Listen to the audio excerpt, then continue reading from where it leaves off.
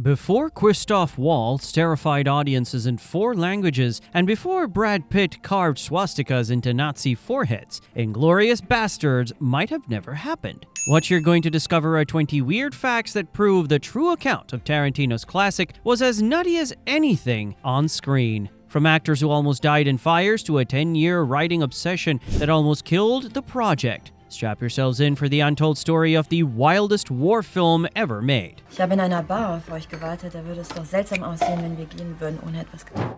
Fact number 1. The film almost never materialized due to language requirements.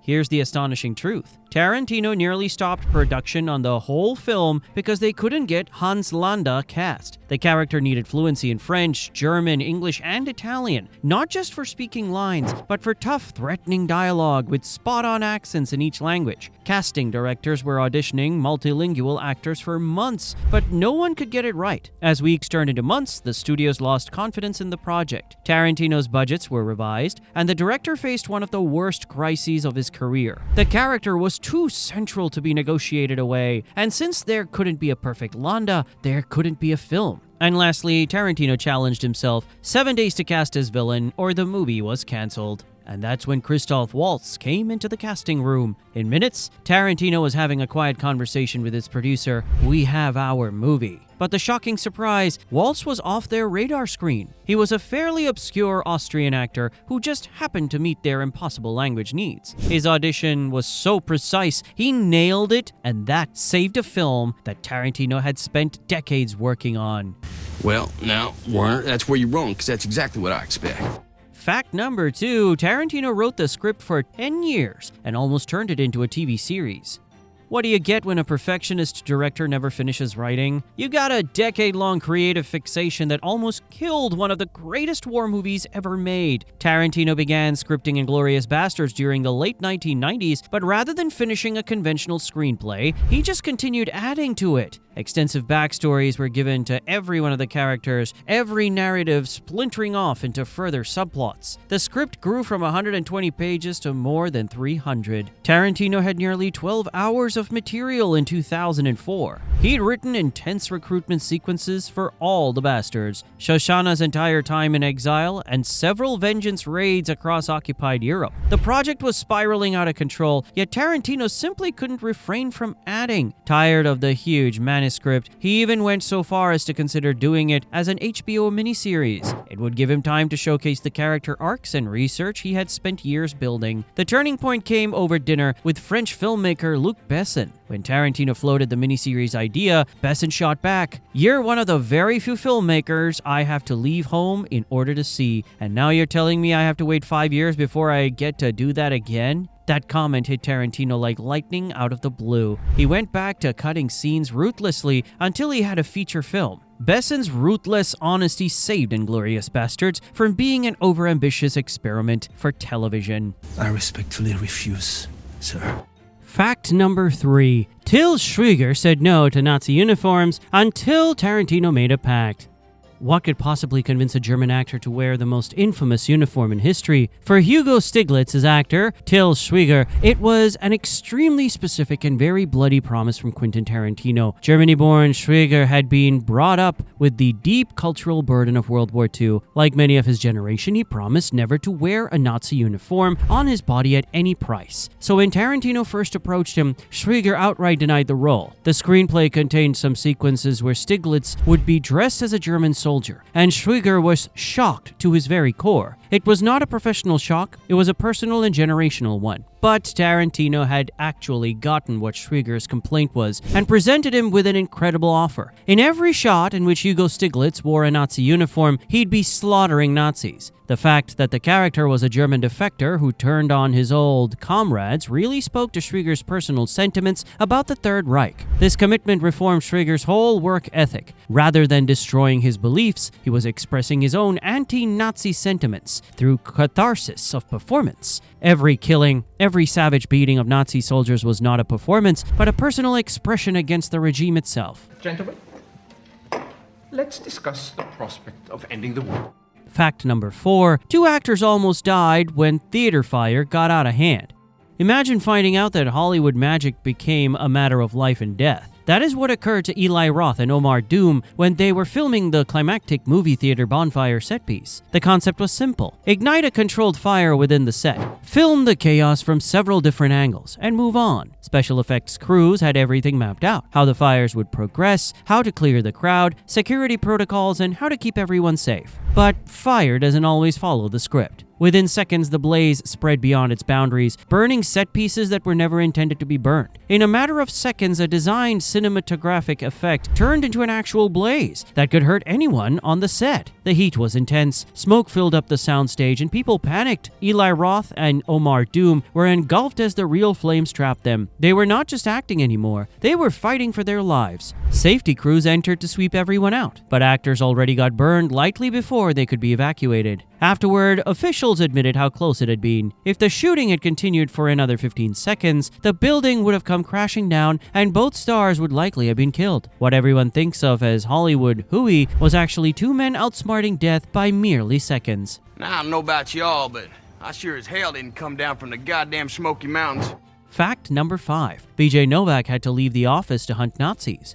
What do you do when Quentin Tarantino calls while you're starring on the greatest television comedy of all time? BJ Novak found himself having just such a career choice dilemma when he was booked to play Smithson Udovich for Inglourious Basterds. The shooting schedule clashed with season 5 of The Office, where Novak played the character of Ryan Howard and also produced and wrote. Taking on the role would effectively mean that the show would need to make up for his absence. Novak knew he couldn't turn down the chance to work with Tarantino. It was a once-in-a-lifetime shot. He asked The Office producers for permission, explaining to them why the project was so important and how much he would like to work with one of cinema's all-time great directors. The cast of The Office were respectful and supportive, even scripting a clever fix for his absence. Ryan Howard takes off to Thailand with college friends. This subplot explained Novak's absence for some episodes as he pursued his Hollywood ambitions. The irony is delicious, and while Ryan Howard was said to be sunbathing on Thai beaches, BJ Novak was hacking through woods in Europe, fighting Nazis and dodging explosions. It wasn't that they were just trying to do Pulp Fiction or Reservoir Dogs. Fact number 6. Tarantino himself strangled Diane Kruger to achieve maximum realism. How far would a director go to attain maximum realism? Tarantino went so far that he himself strangled Diane Kruger as she was dying on the screen. The scene required Hans Landa, played by Christoph Waltz, to strangle Bridget von Hammersmark to death, but the director was dissatisfied with the way it was being filmed. Waltz was supposed to strangle her, but Tarantino didn't want to squeeze too tightly and risk hurting Kruger, or hold back so much that the scene would feel fake. Tarantino wished to strangle her himself, believing he could determine the precise pressure applied to be realistic without injuring her. Kruger agreed, trusting the director's judgment and understanding how crucial the scene was to the movie's climax. The sequence was filmed from multiple angles, which meant Tarantino's hands stayed around Kruger's neck for real takes. As a result, she genuinely felt the sensation of being choked while delivering her terrified, gasping performance. The reward is the scariest death scene in the entire movie. Kruger's battle was chaotic because pressure actually was being exerted on her. Her wheezing, kicking, and desperate struggle appear frighteningly authentic, something that will never be duplicated with only acting or special effects. God, you guys were great! Fact number 7. The opening scene is Tarantino's proudest writing achievement. What makes a master director's blood run cold? For Tarantino, it's 20 minutes of psychological horror disguised as a friendly chat in a farmhouse, a scene he considers his best writing. The introductory scene between the French farmer and Hans Landa was not filmed like an ordinary scene, but executed as a self-contained mini-movie with individual acts, suspense building, and a sadistic ending. Tarantino took months to get each pause, each vocabulary shift, and each question perfect. What everyone fails to see is that Landa's technique is a psychology course. He doesn't barge in with guns blazing, he barges in with charm, with flattery, and with demands for milk. He addresses them in French so he can project dignity, and then switches to English so he can cut his victims from any sense of control over their fate. Tarantino treated the scene like sacred scripture, rehearsing intensely and tightening each take. He pushed Christoph Waltz through hundreds of takes, trying various ways of creating the tension using nothing more than words. The genius is in how Landa toys the farmer like a cat playing with its mouse. Everyone knows where this is heading. The farmer surely understands where this is going, yet the dialogue has civilized highest pretensions to the end. The director is proudest of his work when explaining that scene at the farmhouse, that 20-minute lesson of dialogue-driven terror demonstrating sometimes dialogue is scarier than any action scene. Hello, Sally. So close. Fact number 8. The cast sent secret messages to the film's editor.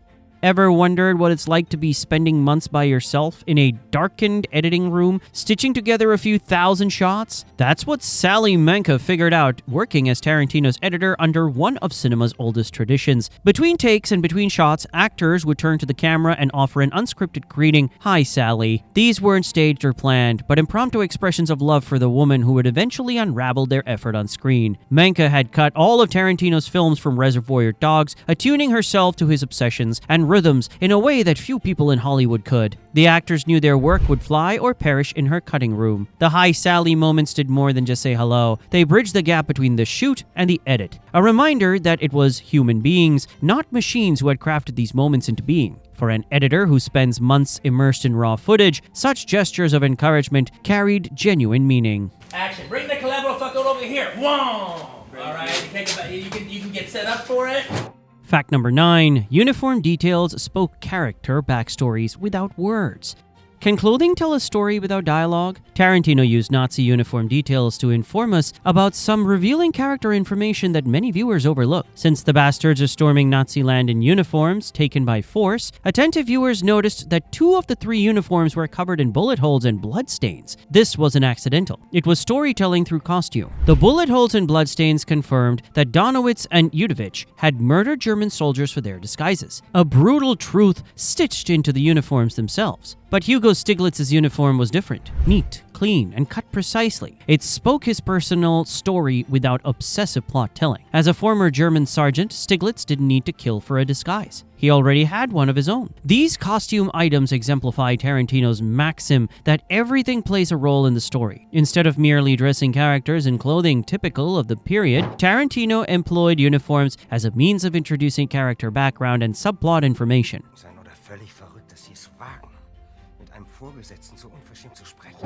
Fact number 10. The 3-finger cultural faux pas that revealed a spy. Did you know that in wartime, even a small gesture could give you away? The tavern scene demonstrates how cultural ignorance can be lethal when on the move behind enemy lines. When Lieutenant Archie Hickox orders 3 glasses, he instinctively raises his index finger and ring fingers, a habit among common English speakers that instantly identifies him as a foreigner. In Germany and most of Europe, people begin counting with their thumb, never the index finger. Major Hellstorm springs into action in a heartbeat, reading the cultural tip-off that exposes Hickox as an imposter. You can almost watch Bridget von Hammersmack's face melt when she catches sight of what her partner has done. A harmless wave of the hand has blown their entire cover. Tarantino drew on the real fact that finger-counting habits differ across cultures. In Germany, starting with the thumb was the norm, unlike in Anglo-American countries where people often begin with the index finger. Tarantino uses this detail to heighten the sense of danger, showing how even the smallest cultural slip could expose a spy. The scene is there to show how often espionage collapses, not through grand betrayals or elaborate schemes, but in small, unconscious habits that quietly give us away. Das ist das Geräusch meiner Walter, die direkt auf ihre Hoden gerichtet ist. Fact number 11. King Kong was Hitler's favorite movie.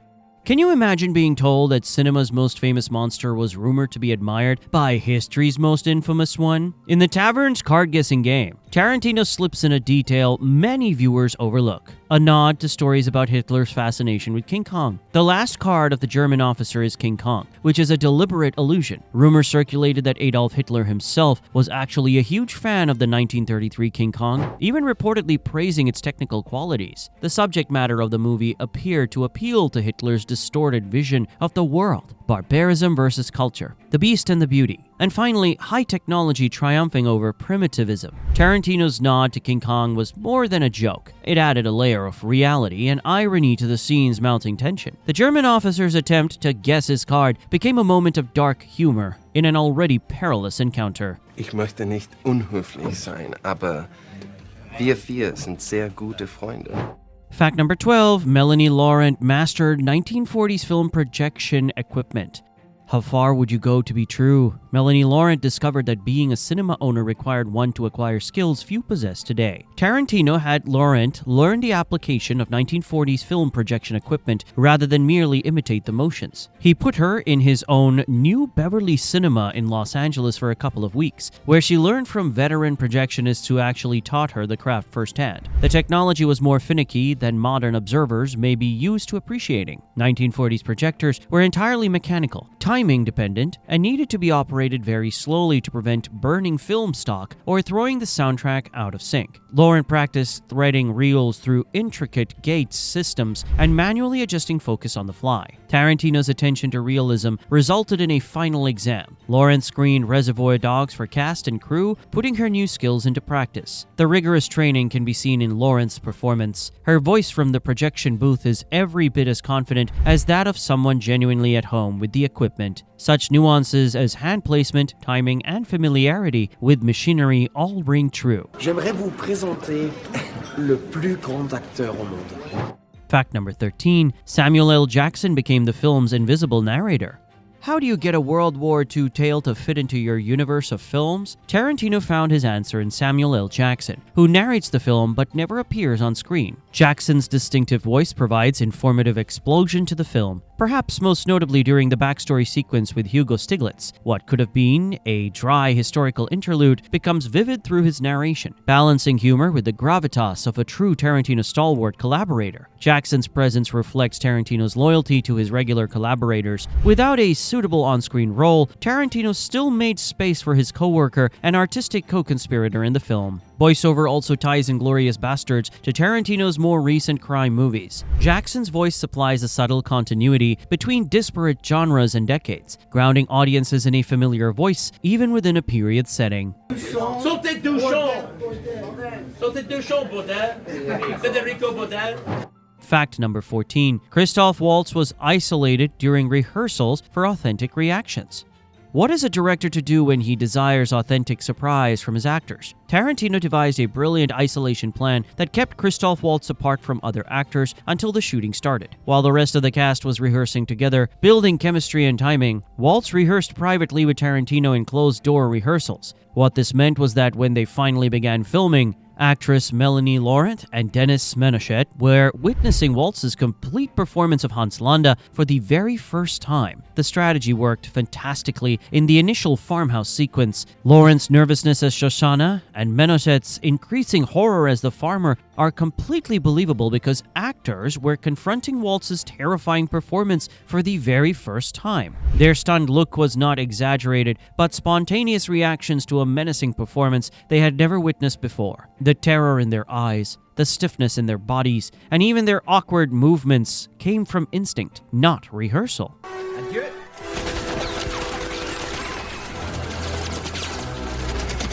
Fact 15. Operation Greenup inspired the fictional story. Is the true story behind Inglourious Basterds more fantastical than fiction? The movie drew inspiration from Operation Greenup, a real OSS operation which airdropped Jewish American operatives into Nazi Austria. The real mission involved Friedrich Mayer, a German Jewish emigre who fled to America and later returned to Europe as an OSS agent, disguised as a German officer. Like the fictional Bastards, he and his team operated deep behind enemy lines, providing intelligence and support to resistance fighters. Mayer was eventually captured and tormented by the Gestapo, but his ordeal led to a twist of history that oddly parallels Hans Landa's fictional arc. Franz Hofer, the Nazi governor of Western Austria, understood that Germany was going to lose the war and preferred surrendering to advancing American forces rather than waiting for the Soviets. Hofer even brought the captured American agent into his own home, where Mayer helped coordinate the surrender of Nazi forces in the region. The parallel with Hans Landa's later dealings with the Allies is striking, a reminder that truth can be more incredible than fiction. Now, I'm the direct descendant of the mountain man Jim Bridger. That means I got a little engine in me. Fact number 16. Brad Pitt's scar explained secret past. Did you notice that rope burn scar around Brad Pitt's neck throughout the film? That tiny piece of business is a giveaway to an extremely violent backstory Tarantino included in his script but never revealed in dialogue. In the script, the scar on Lieutenant Aldo Rain's face symbolizes that he himself was lynched in the past. This chilling detail turns the character into more than a stereotypical tough army officer, hinting at a man who has personally witnessed the kind of racial violence the Nazis embodied on a global scale. Rain's anti-Nazi crusade reads less as simple militancy or patriotism than as a personal reckoning, a strike against the very system of ideas that once tried to kill him. In this light, his brutal tactics and philosophical games become more comprehensible. For Brad Pitt, this imagined history may have shaped his performance of Rain's anger and his particular enjoyment of digging out swastikas into Nazi forehead. What the character is doing is not a matter of military tactics. They're a personal revenge for violence once inflicted on him. Knocks it out of the park! Then we back on his feet for Teddy! Fact number 17. Adam Sandler almost starred as the Bear Jew. Happy Gilmore with the bat instead of a golf club? Adam Sandler's near casting as Donnie the Bear Jew Donowitz is one of the greatest what-ifs in movie history. Tarantino originally had a different vision for the character than the way that Eli Roth ultimately performed him. He even wrote the role with Adam Sandler in mind, hoping to channel the actor's manic energy and larger-than-life presence into a Jewish soldier who terrorized Nazis with a baseball bat. The most compelling aspect to this near casting was how it defied audience expectations, placing a beloved star of family comedies into a savagely violent role. Sandler's emotional space ranged from the wide-eyed wonder to a jarring dramatic scope seemed exactly what the character needed for Bear Jew's internal complexity. But Sandler was already committed to funny people, whose filming overlapped with Inglourious Basterds. The comedy required his total concentration for the same shooting schedule, and Tarantino was forced back to the drawing board. Enter Eli Roth, whose horror background experience and imposing physical presence gave the Bear Jew a very different edge. Whereas Sandler would have provided shock humor and manic energy, Roth provided raw menace and calculated brutality. The shift in casting didn't just change the performance, it reshaped the character, replacing potential humor with an aura of pure intimidation. Sie werden kein Wort darüber verlieren. Kein einziger steckt daher. Fact number 18. Family connections across Tarantino films. How deep do Tarantino's character connections really run? Inglourious Basterds threads family bloodlines across generations, linking his films in the ways most audiences never noticed. Lieutenant Archie Hickox, the British critic-turned-soldier in Inglourious Basterds, is revealed to be the great-grandnephew of Pete Hickox, the hangman from The Hateful Eight. That family tie links Tarantino's World War II masterpiece with his Western, suggesting violence and morality can be inherited like a birthright. Most importantly, Donnie the Bear Jew Donowitz is the father of Lee Donowitz, the true romance movie producer character. In Tarantino's universe, the violent legacy of a wartime Nazi killer evolves into the glossy ambitions of Hollywood. These family ties reflect Tarantino's vision of his films as a unified world rather than isolated stories. What happens in one era ripples into another, creating a sprawling mythology that rewards devoted fans. You got it. Show me on this here map where they are. Fact number 19. Deleted scenes too dark, even for Tarantino. What's overboard for the director who chopped ears in Reservoir Dogs? Cut scenes from Inglourious Basterds indicate even Tarantino has lines he won't cross. One of the eliminated cut sequences showed Donnie Donowitz killing two dogs owned by the veterinarian who treated Bridget von Hammersmark's wounded leg. The scene was intended to show the unpredictable brutality of Donowitz, but was so disturbing that Tarantino eliminated from the film. Another cut moment showed Donnie Donowitz walking through his Boston neighborhood, gathering signatures on his baseball bat from Jewish families whose loved ones were serving overseas. Although sweet in concept, Tarantino believed the realization was too sentimental and emotionally manipulative to be contrasted with the hard-boiled nature of the film. The most extensive trim of all was of all Shoshana's revenge planning, ranging from montages of her compiling lists of Nazi officers to practicing with a gun on rooftops. Tarantino originally envisioned something like The Bride's training and revenge sequences in Kill Bill, but ultimately chose not to repeat himself. And then I have a pool and I keep it heated so it's nice. And I'd go into so if I finished... Fact number 20. Tarantino's two secret cameos. where did the director hide when he wants to cameo in his own film? In Inglourious Basterds, Tarantino slips in twice, in appearances so quick that most audiences miss him. His first cameo is in a blood-soaked scalping scene in which he is murdered by the bastards as a German soldier. It's brief, bloody, and happens so fast that unless you're actually looking for the director, you won't even catch a glimpse of his face in the gore and blood. His second appearance is even less subtle, as Tarantino appears as one of the soldiers in the war propaganda short film Nation's Pride, screened during the climactic movie theater scene. He blends in with the other soldiers, making the cameo nearly impossible to spot without prior knowledge. These fleeting cameos fit Tarantino's tradition of inserting himself into his film, though in a far subtler way than his more obvious appearances in Pulp Fiction or Django Unchained. By casting himself not as an Allied fighter, but as a German soldier, Tarantino knowingly inserted himself among the very enemies his hero pursue and murder. And there you have it, 20 off-the-wall secrets proving that Inglourious Basterds was just as wild behind the scenes as it appeared on the screen. From actors almost caught in real fires to Tarantino's 10-year writing obsession, from hidden cameos to cultural finger-counting errors that exposed spies, this wasn't just a film set, it was organized mayhem. What began as Tarantino daydreaming about World War II became an experiment in relentless filmmaking and unapologetic vision. Every burst of graphic violence, every carefully crafted accent, every obsessive detail came at a cost most directors could only dream of commanding. So the next time Hans Landa shifts languages or the bear juice storms out of that tunnel, remember the wildest moments happened between shots, in projection rooms, and in the mind of a director who would do anything for his movie.